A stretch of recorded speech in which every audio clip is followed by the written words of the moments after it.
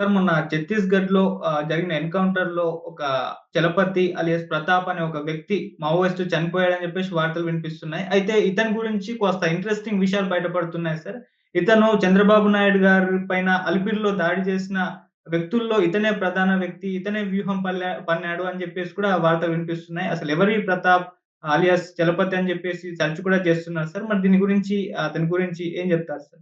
AOB నుంచి వెళ్ళాడాయన. AOB నుంచి కేంద్ర కమిటీలోకి వెళ్ళినటువంటి వ్యక్తి ఈ ప్రతాప్ రెడ్డి, రామచంద్రారెడ్డి.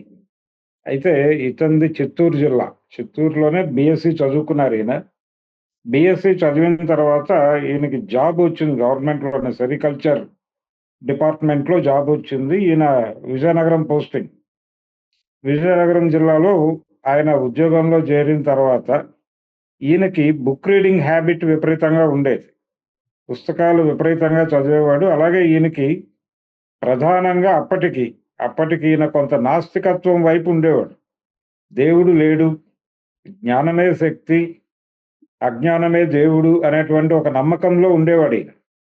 ఈ నమ్మకంలో ఉంటూ అదే మాట్లాడుతూ ఉండేవాడు. మాట్లాడుతూ ఈయన విజయనగరం వచ్చిన తర్వాత విజయనగరంలో పుస్తకాలు ఎక్కడ అమ్ముతారు, చదివే పుస్తకాలు ఎక్కడ అమ్ముతారు, పర్టికులర్‌గా అంటే లీజర్ లిటరేచర్ చదవటం అనేది మానేసి చాలా కాలం అయింది ఇతను. లీజర్ లిటరేచర్ కాదు, కొంత సీరియస్ లిటరేచర్ ఎక్కడ దొరుకుతుంది అని వెతుకుతూ ఉండగా, అప్పన్న దొర అనే అక్కడ పౌర హక్కుల సంఘం ఆయన ఒకాయన ఉండేవాడు. ఆయన బుక్కు అంటే పుస్తకాలు అమ్మటం ద్వారానే ఆయన జీవనం సాగించేవాడు. పుస్తకాలు అమ్మటం కూడా ఉద్యమంలో భాగంగానే చేసేవాడాయన. ఇలా విజయనగరంలో ఒక షాప్ అని కాదు, అనేక సెంటర్‌లలో ఆయన పుస్తకాలు పెట్టి అమ్ముకుంటూ ఉండేవాడు. ఈ అప్పన్న దొర. ఆయన ఎక్కడ పెట్టినా గాని ఇతను వెళ్ళేవాడు ఈ ప్రతాప్. ఇదంతా 87 ఆ ప్రాంతాల నాటి వ్యవహారం. వెళ్ళి అక్కడ బుక్స్ కొనుక్కునే సమయంలో ఈ అప్పన్న దొర గారి ప్రోగ్రామ్ ఏంటంటే తన దగ్గర పుస్తకాలు కొనే వాళ్ళతో చర్చించేవాడు. ఎందుకు ఈ పుస్తకం కొంటున్నారు మీరు అని అడిగేవాడు. వాళ్ళు చెప్పేవాళ్ళు. ఆ ఇంటరాక్షన్‌లో భాగంగా వాళ్ళు మూవ్‌మెంట్‌తో వాళ్ళ అటాచ్‌మెంట్ ఏమిటి? లేకపోతే ప్రపంచం గురించి వాళ్ళు ఏం ఆలోచిస్తున్నారు? ఇవన్నీ కూడా ఈయనకు అర్థమయ్యేవి. ఇలా ఈ ప్రతాప్‌ని లోకల్‌గా ఉన్నటువంటి అప్పటి పీపుల్స్ వార్ పార్టీ బాధ్యతలు చూస్తున్నటువంటి వాళ్ళకి పరిచయం అలా జరిగింది. అలా జరిగిన తర్వాత అప్పటికి ఆయన నాస్తికత్వంలో ఉన్నాడు. నాస్తికత్వంలో ఉండి దేవుడు లేడు. ఇది గనక మనం సీరియస్‌గా ప్రజలని మూఢనమ్మకాల్లో నుంచి బయటకు తీసుకొచ్చేస్తే ప్రపంచం దానంతట అదే సెట్ అవుతుంది అనేటువంటి ఒక నమ్మకంలో ఉన్న ప్రతాప్‌ని నెమ్మదిగా ఈ సాహిత్యం ఈ దేశంలో సంపద లేకపోవడం అనేది సంపద కొంతమంది చేతుల్లోనే ఉంది. మిగిలిన వాళ్ళందరూ కేవలం పనివాళ్ళుగా మాత్రమే ఉన్నారు. బానిసలుగా ఉన్నారు. కాబట్టి ఈ కొంతమంది చేతుల్లో ఉన్నటువంటి సంపదను విముక్తి చేసి అందరికీ పంచాల్సినటువంటి అవసరం ఉంది అనేది నెమ్మదిగా ఈయన గుర్తించి వర్గ పోరాట రాజకీయాల వైపు టర్న్ తీసుకున్నాడు. ఈ టర్న్ తీసుకున్న తర్వాత ఆ టైంలో పీపుల్స్ వార్ పార్టీకి ఒక ప్రోగ్రామ్ ఉండేది. గో టు విలేజ్ క్యాంపెయిన్ అని ఒకటి ఉండేది. ప్రతి సమ్మర్‌లోనూ విద్యార్థులు పల్లెలకి వెళ్ళేవాళ్ళు. పట్టణాల్లో ఉన్నటువంటి విద్యార్థులు పల్లెలకు వెళ్ళి, పల్లె ప్రజలకి రాజకీయాలు చెబుతూ, అక్కడ దళిత వాడల్లో ఉంటూ, దళిత వాడల్లో స్థితిగతులు తెలుసుకుంటూ, అక్కడే భోజనాలు చేసి, అది ఆ భోజనాలు కూడా ఒక బేసిన్ తీసుకొని ఇల్లిల్లు తిరిగి అన్నం కూరలు పోగు చేసుకొని ఒక చోట కూర్చొని తినేవాళ్ళు. ఇలా ఆ ఊరికి సంబంధించిన సంపద ఎలా ఉంది? ఆ ఊళ్ళో ఎన్ని గడప ఉంది? మొత్తం భూమి ఎవరి చేతుల్లో ఉంది? ఏ కులాలు కూలి పనులు చేస్తున్నాయి? ఏ కులాల చేతుల్లో అజమాయిషీ ఉంది? దాకా వివరాలు సేకరించేవారు. అయితే ఈ వెళ్ళే దళాలకు పార్టీ చాలా క్లియర్‌గా చెప్పేది. మీరు ఎట్టి పరిస్థితుల్లోనూ అగ్రకులాల ఇళ్లల్లోనూ భోజనాలు చేయొద్దు. కింది కులాల ఇళ్లల్లోనే అది మాలపల్లి కావచ్చు, మాదిగూడెం కావచ్చు, అక్కడ మాత్రమే భోజనాలు చేయండి. వాళ్ళని మాత్రమే భోజనం అడగండి అని చెప్పేవాళ్ళు. వీళ్ళ కార్యక్రమం ఏంటంటే ఊరు, వాడ అంతా తిరుగుతూ నినాదాలిచ్చి ప్రజా రాజకీయాలని ప్రచారం చేయటంతో పాటు వాల్ రైటింగ్ చేయటము, అలాగే పార్టీ లిటరేచర్ అక్కడ అమ్మటం. ఇది ప్రోగ్రామ్, క్యాంపెయిన్ ప్రోగ్రామే ఇది. ఇలా గ్రామాలు కాలినడకన తిరగటమే. ఈ కాలినడకన తిరుగుతూ ఈ క్యాంపెయిన్‌కి వెళ్ళాలి అని ప్రతాప్ అనుకునే టైంకి ఆయన తల్లిదండ్రులు వచ్చారు చిత్తూరు నుంచి. వచ్చి వెళ్ళొద్దు అని చెప్పారు. కానీ ఆయన విజయవంతంగా ఇంట్లో నుంచి బయటపడి వెళ్ళిపోయాడు. ఆ వెళ్ళటం వెనక్కి రాలేదు. 88 ఆ ప్రాంతాల్లో లోపలికి వెళ్ళిపోయాడు ఆయన. క్యాంపెయిన్ అయిపోయింది. ఆయన పార్టీ దీనిలోకి వెళ్ళిపోయాడు, కాంట్రాక్ట్‌లోకి. నెమ్మదిగా ఆయన సాయుధ పార్టీలోకి వెళ్ళిపోయారు. తర్వాత ఆయన ఏఓబీకి వెళ్ళటము, ఉద్దానం ఏరియాలో ఆయన ఎక్కువగా పనిచేశాడు. ఈ క్రమంలోనే ఆయన పార్టీలో అంటే అప్పటి నుంచి కమిటెడ్‌గా ఉంటుంది. దాదాపు 36 ఏళ్ల పాటు కమిటెడ్‌గా ఆ పార్టీలో ఉంటూ, పార్టీ చెప్పినటువంటి ఏ కార్యక్రమాన్నైనా కాదనకుండా దాన్ని కంప్లీట్ చేయటానికి ఆయన అంకిత భావంతో పనిచేయటం. అలాగే ప్రజలకి విప్లవ రాజకీయాలు చెప్పటంతో పాటు ప్రజల్ని వర్గ పోరాటంలోకి సమీకరించటం. ఇది ఆయన ఎక్కడున్నా గాని ప్రధానంగా చేసినటువంటి కార్యక్రమం. ఈ కార్యక్రమంలో భాగంగానే ఆయన అనేక యాక్షన్స్‌లో పాల్గొన్నాడు. అంటే పార్టీ నిర్ణయించినటువంటి అనేక యాక్షన్స్‌లో పాల్గొనే క్రమంలోనే ఈ అలిపిరి అవకాశం కూడా వచ్చుండొచ్చు ఆయనకి. అంటే సీరియస్‌గా ఆయన ఉన్నారు అని ప్రచారం జరుగుతోంది.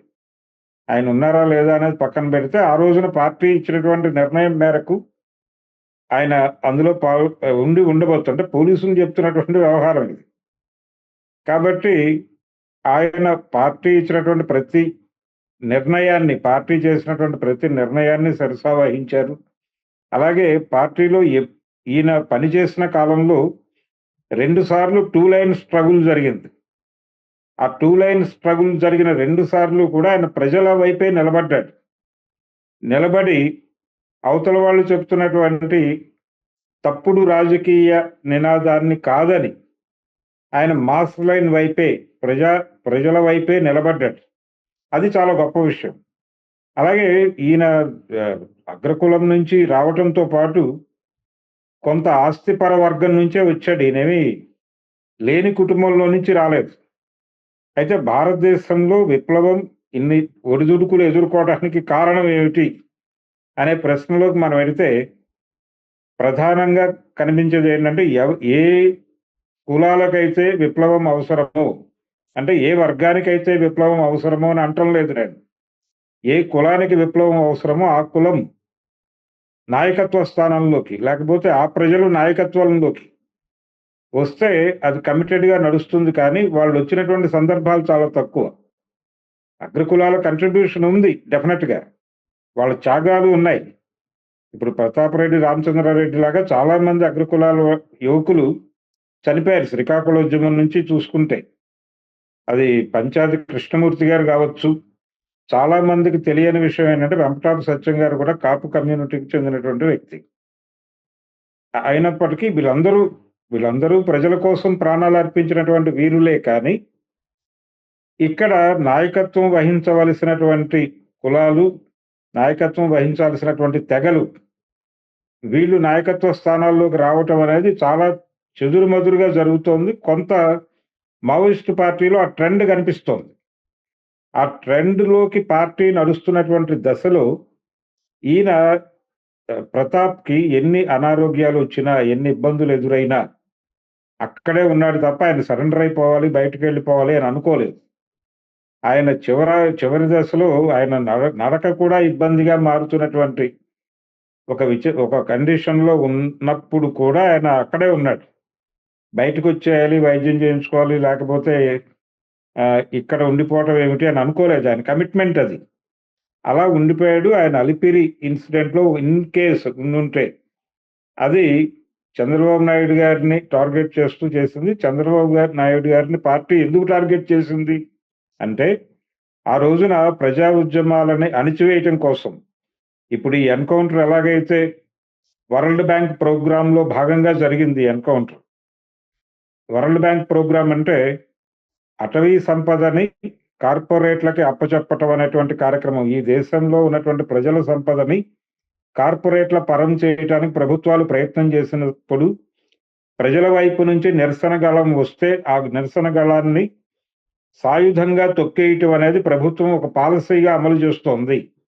అందులో భాగంగానే ఈ ఎన్కౌంటర్ జరిగింది. అలాగే అమిత్ షా చాలా ఓపెన్ గా ఒక స్టేట్మెంట్ ఇచ్చాడు. నక్సల్ ముక్త్ భారత్ మా మా నినాదం, అందుకోసం ఇది ఏరివేత అన్నాడు ఆయన. ఇంతకు ముందున్న ప్రభుత్వాలు ఒక మాట చెప్పేవి, ఆత్మరక్షణ కోసం చంపేశామని చెప్పేవాళ్ళు. ఇప్పుడు అది కూడా లేదు, ముసుగు తీసేశారు. ముసుగు తీసేసి ఏరేస్తున్నాం అని చెప్తున్నారు. ఈ ఏరివేత అనే కార్యక్రమం 90లో వరల్డ్ బ్యాంక్ మన రాజకీయాల్లోకి వచ్చిన తర్వాత మొదలై కోవర్ట్ ఆపరేషన్లు అనే పేరుతో చంద్రబాబు నాయుడు గారు ఉమ్మడి రాష్ట్ర ముఖ్యమంత్రిగా ఉండగా జరిపినటువంటి హత్యాకాండకు నిరసనగా ఈ అలిపిరి ఇన్సిడెంట్ జరిగింది. అది ఈ అలిపిరి నేపథ్యం. అయితే అక్కడ జరిగినటువంటి ఒక పొరపాటు వలన ఆయన బతికిపోయారు. ఆయన వెంకటేశ్వర స్వామి దయ అని చెప్పి మాట్లాడుతూ ఉంటాడు ఆయన. ఏది ఏమైనప్పటికీ ఆయన్ని ఆ రోజున టార్గెట్ చేయటం వెనకాల చాలా క్లియర్ గా ఒక అంటే టార్గెట్ చేయటం అనేది ఊరికినే జరగలేదు. అదేదో చంద్రబాబు నాయుడు మీద ఆయన వ్యక్తిగత కక్షతోనూ వ్యక్తిగత ద్వేషంతోనూ జరగలేదు. ప్రజా ఉద్యమాల పట్ల ఆయన వ్యవహరించిన తీరుకి నిరసనగా